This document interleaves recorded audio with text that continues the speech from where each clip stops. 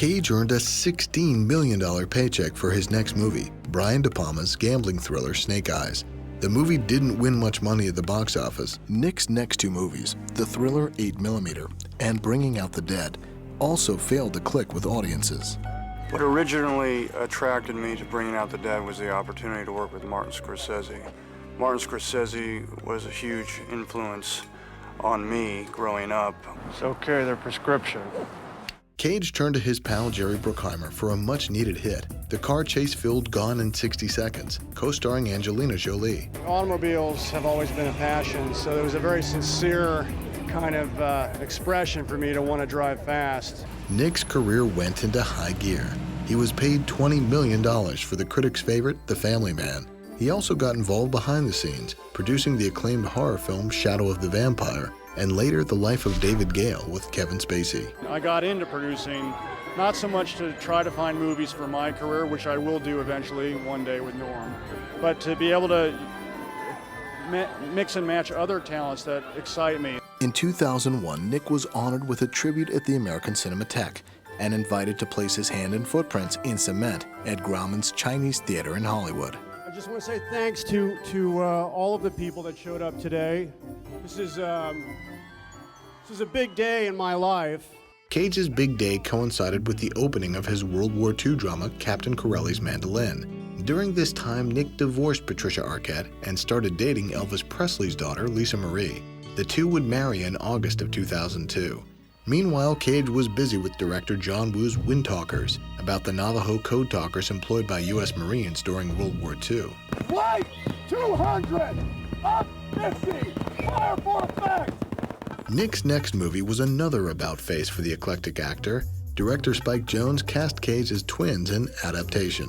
The movie and Nick's performance received raves, and Nick was nominated for a Golden Globe and an Oscar. The experience inspired Cage to try something new. And because I was around such creative and stimulating people, I think it really gave me the impetus, if you will, to go ahead and finally jump off the diving board and direct. Nick made his directing debut with an offbeat drama called Sunny, starring James Franco. Unfortunately, the movie didn't go over well with critics or audiences. I thought you weren't hungry. If you're gonna get wet, you might as well go swimming. Cage was quickly back in front of the cameras for Matchstick Men, co-starring Alison Lohman and directed by Ridley Scott. I've always been very impressed by his films and thought I could learn something working with him. 4 years had passed since Nick teamed up with producer Jerry Bruckheimer for one of his big screen action extravaganzas. But in 2004, they found a project to collaborate on, National Treasure. We've worked together several times, and we have a collaboration that's, I think, a successful one, because we like to sort of go through the process where we're developing the character together. He's always brilliant, you know, but as you get older, of course, you get even better at your craft. So, you know, he's more mature and gets better looking all the time. Nick stars as Ben Gates, a treasure hunter who discovers a clue to a hidden fortune on the back of the Declaration of Independence. Although Nick had never worked with director John Turteltaub before, the two share a history together. I went to high school with Nick, okay? When you've gone to high school with somebody, it's really hard to ever see them as a huge movie star who intimidates you, okay? When you've seen someone in gym, okay, all bets are off. National Treasure gave Nick a healthy dose of playing the hero, so naturally he wanted an anti-hero to be his next role. That turned out to be international arms dealer Yuri Orlov in Lord of War. Ethan Hawke co-stars as an Interpol agent determined to put Yuri out of business. One of the things I felt when I first read the script was how perfect a part it was for Nicolas Cage.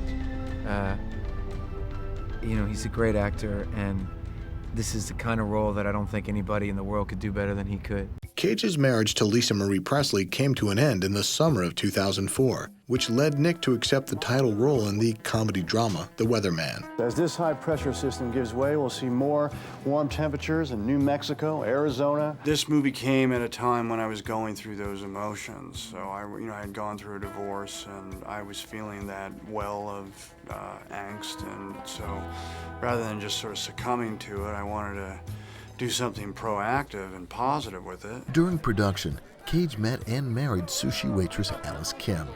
They had a son just before The Weatherman hit theaters. Cage named him Kal-El, which is Superman's given name. 1 year later, Nick's drama, a true story based on the September 11th attacks, touched a chord with critics and audiences. Oliver Stone directed World Trade Center, and although Cage wasn't Stone's first choice for the lead, he did become convinced Nick was the right man for the part. Nick was perfect because he was not the Hollywood star who overweighs the project. He was at the same time an actor that people respected. When the script came to me, I was at a point in my life where I really wanted to try to apply my abilities as an actor to something with meaning. So it's running, come up with it, boom. Real-life New York Fire Department and Police Department members were used as extras on World Trade Center. 1 month after this release, Cage had a horror thriller in theaters, The Wicker Man, a remake of a 1973 thriller. I wanted to make The Wicker Man because it's gothic. I like the horror genre, but I don't want to rely on pop-ups and loud sounds and blood and guts. It has to have the kind of deep, spooky ambiance that great films like Polanski has made that have inspired me, where you think about them for several weeks afterwards and you lose sleep over it. The Wicker Man wasn't screened for critics, a sign the studios doubted it will receive positive reviews. And Nick was nominated for a Razzie Award as the worst actor of the year. He followed with another thriller. Ghost Rider is based on a Marvel comic book character about a motorcyclist who fights with the son of the devil. What happened? Black car. I wanted you to have this sensation of reading a comic as you're seeing the movie. So the little ways to do that were, to get in shape, to look like a comic book superhero, to have fun with it, to find the humor in it, many of these comics have.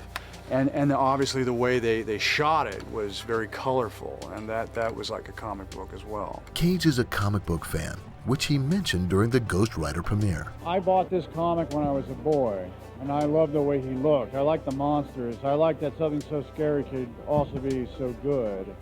And in some way, I've been rehearsing this part ever since I was 7 years old. Cage has a Ghost Rider tattoo that was covered while he played the character. Then, he portrayed a Las Vegas magician who sees the future in the sci-fi thriller Next. Julianne Moore and Jessica Biel co-star. My name's Chris.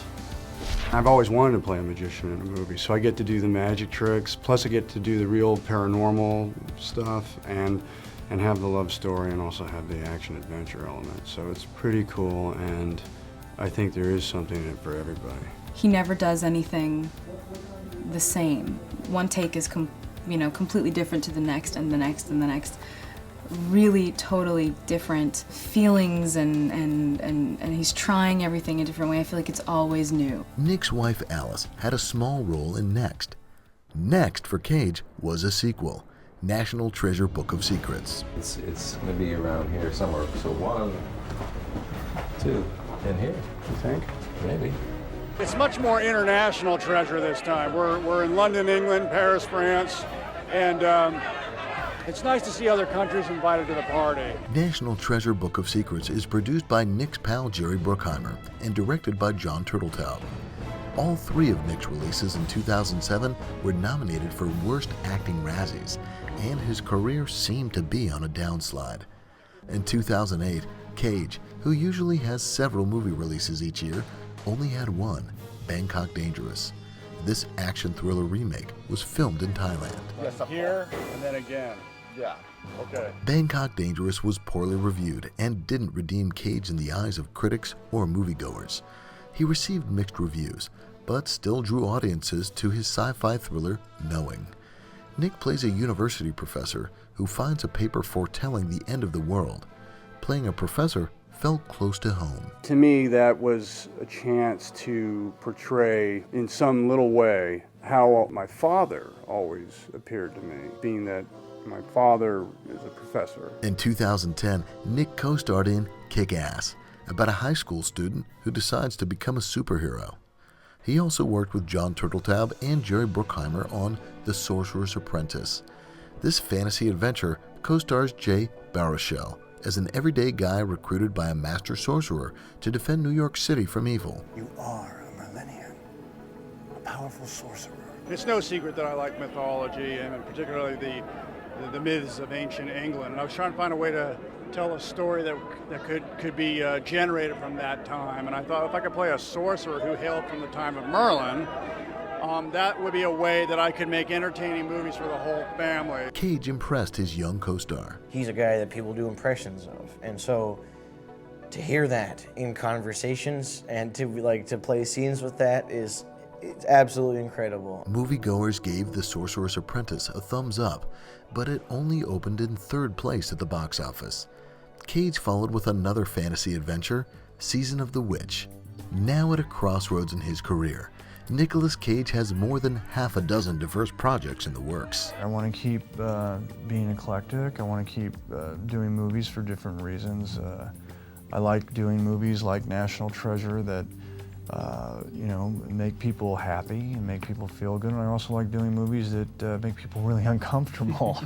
It keeps it interesting for me. Thank you for watching this Nicolas Cage edition of Movie Star. Join us next time for another inside look at your favorite stars of the big screen. Twins Alec, Daniel, Billy, and Stephen have remained busy since Alec first broke into the entertainment business 24 years ago. But the brothers from New York